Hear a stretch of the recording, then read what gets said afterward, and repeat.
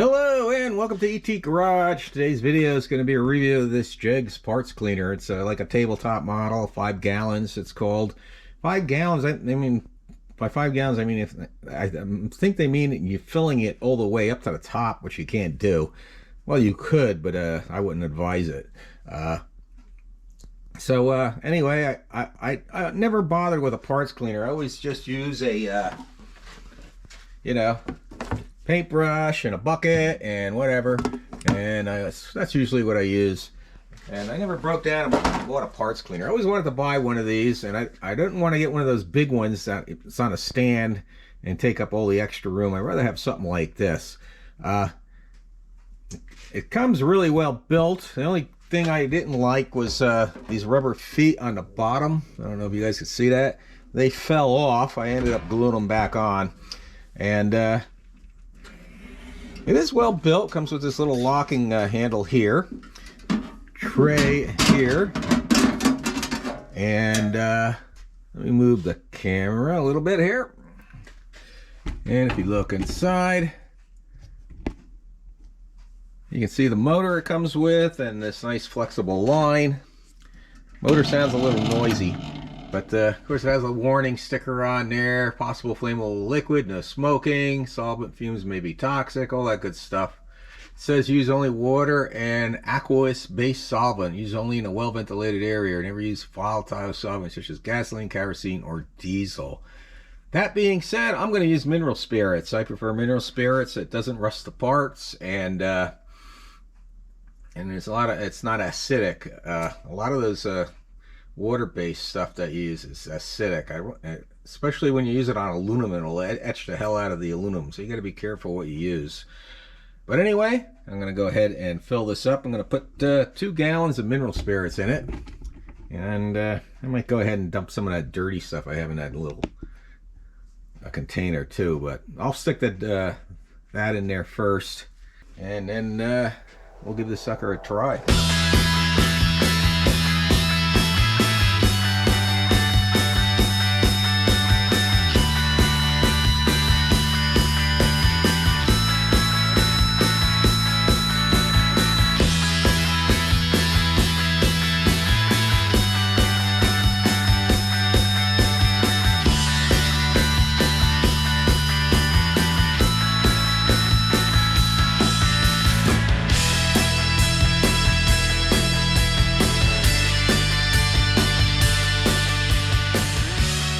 Okay, I put 2 gallons in there. That's all I have on me right now. I probably could put another gallon, but it just about covered the top of the pump, and having the fluid in there, of course, makes the pump a lot quieter. And what I'm going to clean is this forward sprag assembly. This thing is shot. I already know it's shot, but I'm going to go ahead and clean it, and because I feel it's pretty damn dirty and it'd be a good example. So let's see what I can do with it. I already got it partly apart.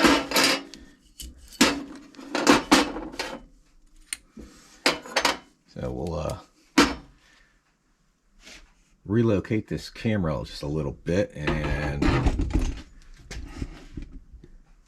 we'll go ahead and give it some cleaning.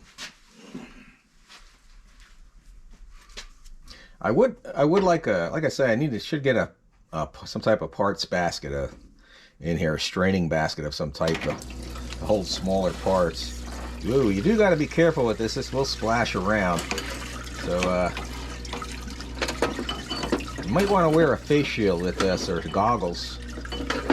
I did order a new forward sprag assembly. I'll show you why here shortly after I get this cleaned off, but this is shot. I'm gonna clean it off anyway. It was really burnt up, and it ain't worth using. Let's put it that way.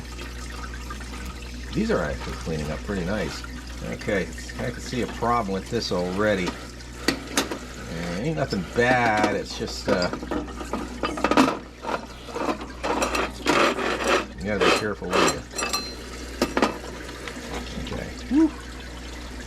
Oh, I'm using odorless mineral spirits, and in my opinion there's no such thing, because you do get odors from this. All right, did a good job of cleaning that stuff up. I mean, this does work good. It just splash. I might put a bunch more holes in here, I think, with a drill.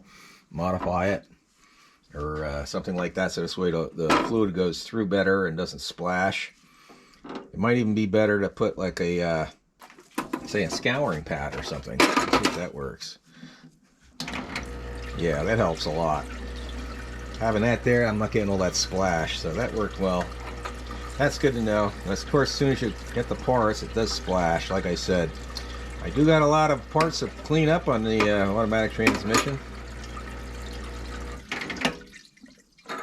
But here, I'll give you a close-up of this sprag assembly, and you can see where there's metal melted right on the surface. So this sucker is shot. Definitely not using that. You can see how this is all discolored, and I mean, I could probably clean that up. It's still not usable. And I'm certainly not going to use the sprag assembly. Yeah, I mean, it is cleaning up, and I could probably polish the surface and all that good stuff. But I found a remanufactured one for like, I think it was like 30 bucks, so it's worth the 30 bucks. And you can see where these sprag assemblies all, I don't know if you can see it there, but it's all discolored, the metal, and that's usually not a good sign. So these suckers are burnt up. This here, if you can look in there, you can see the how it's all scored. I mean, there's not grooves in it that I can feel with my fingernail, but it probably would polish up, but this piece here still looks good. You can see some of these edges look a little beat up though. But like I said, I got a remanufactured one coming on the way. This looks like it works real well. I have to say I'm pretty happy with it. Do got other parts to clean up. Let's see, get that stuff out of there.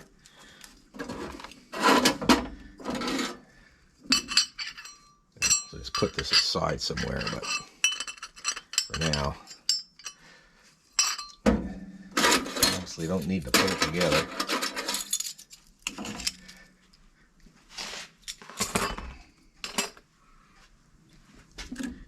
If you don't know what this is what they call a Corvette servo, or the this is the servo that engages your 3/4 clutch to and 2/4 band, I think it is, something like that. Someone can correct me if I'm wrong. I always forget my proper nomenclature, but this is what they call a Corvette servo. And last time I built it, I painted the cover red because it makes it go faster, you know, having paint red. But this is going to be need to be cleaned up. Other than that, it's still in good shape.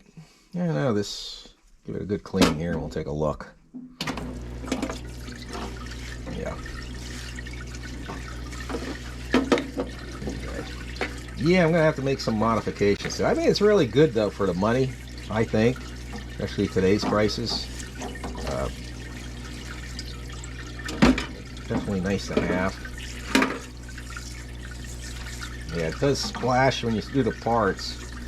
You got to be careful because everything does splash all over the place. Alright. Yeah, I'm going to have to get that out of there.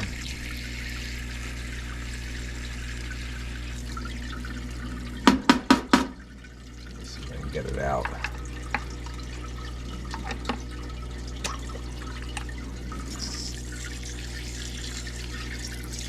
Now, Sonex makes one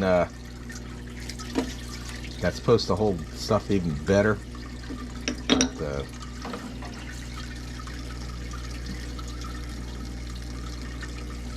yeah, I'd say I'm happy with this.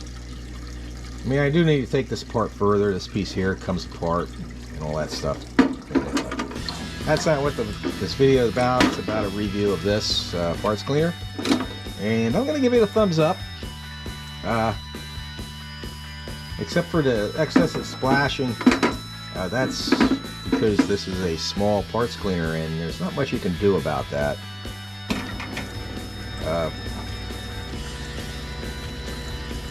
If I had some type of valve on here where you can control the amount coming out, that would help, I think. Yeah, you just got to be careful when cleaning parts. Yeah, see, yeah, splashing all over the place again. So, when you clean parts, you should be careful anyway. You might want to wear a face shield with this, you know, protect your face from getting splashed and all that stuff. Anyway, I have a lot of parts to clean up. This is going to help greatly. I can't clean, unfortunately, I can't clean the transmission case with a parts cleaner because you need a really big parts cleaner for the transmission case. But oh well. I'm going to end this video here. It's been going on long enough. I want to thank everybody that subscribed so far, like I said, and like I said, check back on the channel, see what's going on with this transmission. I got another week, at least another week before I get all my parts. Like I said, I had to order a new sprag assembly. I just did that today. That'll be here next week, along with some other parts. And I still have to order a new torque converter. I was going to have my old torque converter cut and cleaned and to ship it back to the manufacturer and ship it back. The shipping costs, what it costs to cut and clean it, I might as well just get a new one. It's not much difference price wise. So I'll get a new one. I'll have fresh clutches inside the torque converter lockup, so that's a good thing. But anyway, like I said, everybody, thanks for watching. Have a great day, and God bless.